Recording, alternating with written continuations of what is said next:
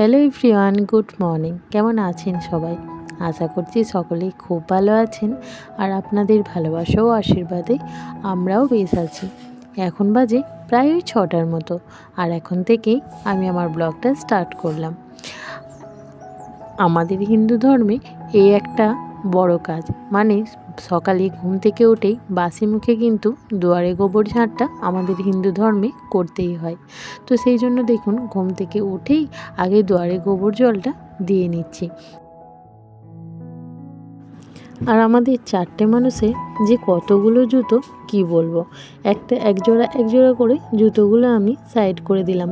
এবং এই দিকেও কিন্তু আছে, জানেন, আমাদের এই ঠাকুর ঘরের যে দুয়ারটা, ওই দুয়ারে ওখানেও কিন্তু কিছু জুতো রাখা আছে। তো সবসময় এলোমেলো হয়ে থাকলে না একদম ভালো লাগে না। ওই জন্য যখনই চোখে পড়ে তাড়াহুড়ো করে জুতোগুলো কিন্তু আমি সাইডে করেই দিই। এটা আমার একটা নেশা হয়ে গেছে বলতে পারেন। তো এখন দেখুন, আমি ভালো মতো করে উঠোনটা ঝাড় দিয়ে নিচ্ছি। গোবর দিয়েই ঝাড় দেওয়াটা একটা কাজের মধ্যেই পড়ে। তো এইটাই হচ্ছে সকালের প্রথম কাজ। তো যাক, এখন আমি উঠোনটা ভালো মতো করে ঝাড় দিয়ে নিচ্ছি। আর আমাদের উঠোনটা একটু বেশ বড়ই। তার মধ্যে এই যে গাছগুলো লাগানো আছে, পেয়ারা গাছ আছে, পেঁপে গাছ আছে। তো পেয়ারা পাতাগুলো না এখন বড্ড পরিমাণে ঝরছে। তো মা কয়েকদিন পাতাগুলো এক কাছে এইখানে জড়ো করে রাখছে। আমার কিন্তু জড়ো করতে ভুলে গেছি। তাই জন্য মা আমায় বলছে, পাতাগুলো তুমি ঝাঁটিয়ে নিয়ে চলে গেলে এখানটা জড়ো করে রাখতে হতো। আসলে এই পাতাগুলো না খুব সুন্দর জলে, জানেন, এইগুলো দিয়ে আমাদের উনুনটা কিন্তু ধরানো হয়ে যায়। তো যাক, এখন দেখুন আমার ঝাড় দেওয়া কমপ্লিট হয়ে গেছে। এঁটো বাসনগুলো নিয়ে আমি এরপর পুকুরে চলে যাব। ওই যে কিছু খাবার ছিল রাত্রে যেগুলো খাওয়া হয়নি, সেগুলো গরুটার ডাবায় দিয়ে দেওয়া হলো।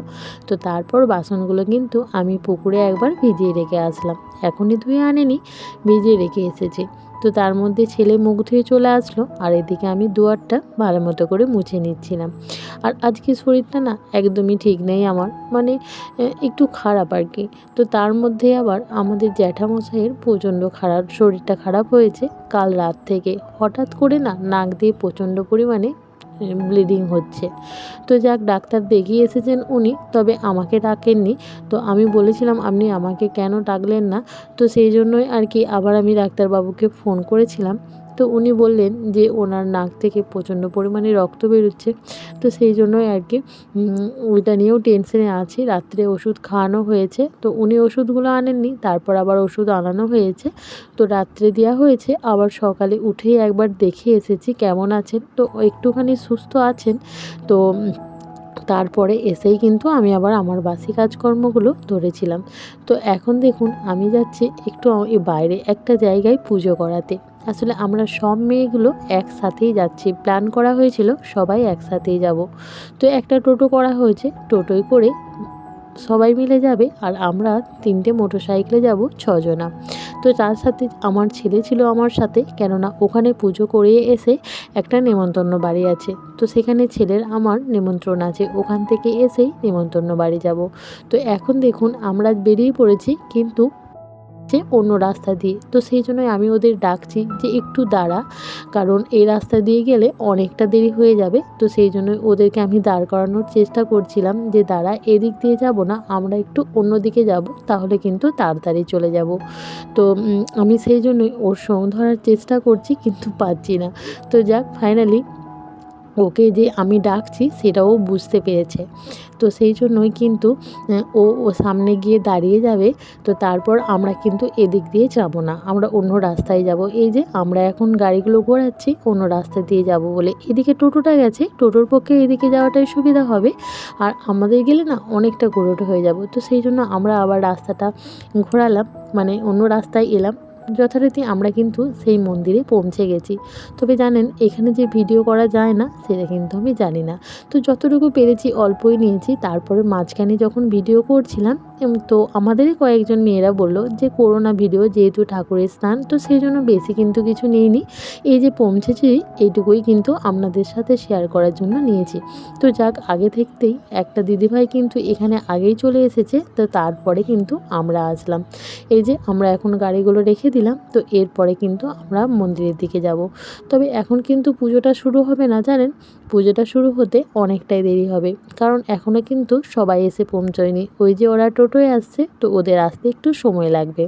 তো আমার ছেলে এখন মন্দিরে প্রণাম করার জন্য গেল, তো আমি ওকে বললাম প্রণাম করে আসো। তবে আমি মন্দিরে উঠতে পারিনি, মেয়েদের তো অনেক সমস্যা থাকে, তো সেই জন্যই আর কি। তো এদিকে সবাই চলে এসেছে, সব দিদি ভাইরা। তো ওরা যেহেতু চলে এসেছে, এবার কিন্তু আমরা পুজো করিয়ে নেব। তো জানেন, এখানে পুজো করাতে এসে না মনটা অনেকটা শান্তি হলো, কেননা এইখানের পরিবেশটা এতটাই সুন্দর, এতটাই নিস্তব্ধ, মানে শান্ত মনে কিন্তু পুজো করানো যায়। আর পুজোর জন্য একটা শান্ত মন অবশ্যই দরকার, কারণ একটা অশান্ত মনে কখনো ঠাকুরকে অর্থাৎ দেবতাকে ডাকা যায় না। তো যাক, আমরা এখন পুজো টুজো করিয়ে নিচ্ছি। তো তারপরে চলে যাব, এই যে চলে এসেছি এক দিদি ভাইয়ের মেয়ের বাড়ি। তো সেখানে ওরা আমাদের জন্য কোল্ড ড্রিঙ্কস আনিয়েছিল। আর এখানে তো অনেকেই খেয়ে যায়নি, যেহেতু পুজো করাবে, তো টিফিনে করে হালকা মুড়ি নিয়েছিল, তো সেই মুড়িটাও এখানে বের করেছে। তো যাদের বাড়ি এসেছি ওনারা খুব রাগ করছেন যে কেন তোমরা মুড়ি খাচ্ছ, আমাদের বাড়িতে খাও, তো এরকম করছে আর কি। তো যাক, আমরা এখন কোল্ড ড্রিঙ্কসটা খেয়ে নিলাম। তো আমার ছেলে আর কি খেয়ে নিয়েছে, তো আমি সেই জন্য বললাম তুমি কি আর একটু নেবে, তো ওই জন্য আমি আবার ওকে একটু দিলাম। তো এখন খেয়ে নিচ্ছে। আর একসঙ্গে এতগুলো মেয়ে থাকা মানে অনেক গল্পগুজব হয়, অনেক মজা হয়, মানে অনেক আড্ডা হয়। তো যাক, আমরা এখন এখান থেকে উঠে পড়ব। তো তারপর দেখুন চলে এসেছি ওই যে নেমন্তন্ন বাড়ি, এখানে মানে নাম কীর্তন হচ্ছে। তো সেখানে আমার আর আমার ছেলে নেমন্ত্রণ ছিল, শুধু আমার না, আমরা যেখানে কাজ করি সেখানে প্রত্যেকের নেমন্ত্রণ ছিল। তো অনেকেই খেয়ে চলে গেছে, আর আমরা কিছুজন আছি। তো এই যে দাদাভাইটা আসছে, তো ওই দাদাভাইয়ের আর কি বাড়ি। তো যাক, আমরা এখন খেয়ে নেব। তো তারপর জানেন, আমি কিছু খাবার নিয়ে এসেছিলাম ওই জ্যাঠামশাইয়ের জন্য। আসলে শরীরটা তো অনেকটাই খারাপ, আর হরিনামের ভাত বলে না কিছু খাবার নিয়ে আসলাম ওই জ্যাঠামশাইয়ের জন্য। তো সেই জন্যই আগে জ্যাঠামশাইকে খাইয়ে দেব। তো জানেন, যখন খাবার খাওয়াতে গেছি তখন দেখছি প্রচণ্ড পরিমাণে জ্যাঠামশাইয়ের শরীরটা খারাপ হয়ে যাচ্ছে। তো আমাকে বলেছিল যে তুই আজ কোথাও বেরোবি না? তো আমি বলেছিলাম না, আজকে কোথাও বেরোবো না, একটু নিমন্ত্রণ বাড়ি আছে, খাবো আর চলে আসবো। ওষুধগুলো ঠিকঠাক দিয়ে গেছিলাম, মানে খাওয়ানো হয়েছে, শুধুমাত্র ওষুধটা আমি একদম মাথা করে দিয়ে গিয়েছিলাম যে আপনি এই ওষুধ দুটো খাবেন, মানে যে ওষুধগুলো ছিল। তো উনি খেয়েছেন, তবে ভাত তো একদমই খেতে পারেনি। তো বাড়িতে আর কি রান্না হয়েছিল, ওই ভাত দিয়েছিল। তো তারপরে আমি এসে আবার কিছু এই যে ঠাকুর নামের ভাত আমি অল্প পরিমাণে খাইয়েছিলাম, তবে মুখে একদমই রুচি নেই। তারপর দেখছি ওই যে নাক থেকে রক্ত ঝরাটা একদমই কমছে না। তো তারপর দিদিভাই দাদাভাইদের ফোন করি, মানে ওনার ছেলে থাকে রাঁচিতে আর মেয়ে থাকে বর্ধমানে। তো আমাদের এখানে লোকালে যেখানে দেখানো হয়েছিল, উনি বললেন যে ওনাকে বর্ধমান নিয়ে চলে যাওয়াই ভালো। তো তারপর ওখানে যেহেতু মেয়ের বাড়ি, তো আমরা নিয়ে গেছিলাম, ওখানে দিদিভাই এসেছিলো। এই যে এখন ভালো কষ্ট হচ্ছে জানেন, ওই জন্য কোলের মধ্যে দিদিভাইয়ের কোলে শুইয়ে দিয়েছি। এটা হচ্ছে আমার ননদ, আর ওনার জেঠ শ্বশুরের মেয়ে বর্ধমানে বিয়ে হয়েছে, তো সেখানেই যাচ্ছি। তো এখন মোটামুটি আমরা ভর্তি করে দিয়ে ডক্টর দেখিয়ে আমরা এখন বাড়ি ফিরছি। তো অনেকটা আর কি রাত হয়ে গেছে ফিরতে। আসলে কি হয়েছে বলুন তো, আমি না হসপিটালে কোনো রকম ভিডিও নিতে পারিনি, কারণ সাহস হয়নি আপনাদের সাথে শেয়ার করার মতো। তবে কাল আবার যাব জ্যাঠামশাইকে দেখতে, তো তখন যতটা পারবো চেষ্টা করব আপনাদের জন্য একটু ভিডিও ক্লিপ নেওয়ার জন্য। তো যাক, আমরা কিন্তু এখন অনেকটা পথ চলে এসেছি বাড়ির দিকে। তো আজকের ভিডিওটা কেমন লাগলো অবশ্যই কমেন্টে জানাবেন। ভালো লাগলে একটা ছোট্ট করে লাইক করে দেবেন এবং সাবস্ক্রাইব করে আমার ছোট্ট চ্যানেলটির পাশে থাকবেন। দেখা হচ্ছে পরের দিন একটি নতুন ভিডিওর সাথে। ততক্ষণ সুস্থ থাকুন, ভালো থাকুন, সাবধানে থাকুন।